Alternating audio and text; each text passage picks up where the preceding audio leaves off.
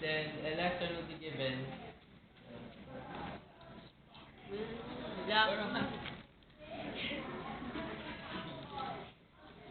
This process repeats 2 times, and then once the electrons travel, it will go to the lumen space. Bilis! Siya, just do your thing. There's a paradox, and then the process repeats again.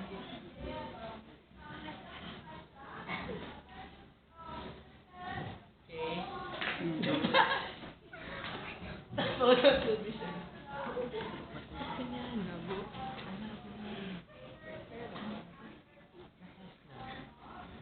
Napas na.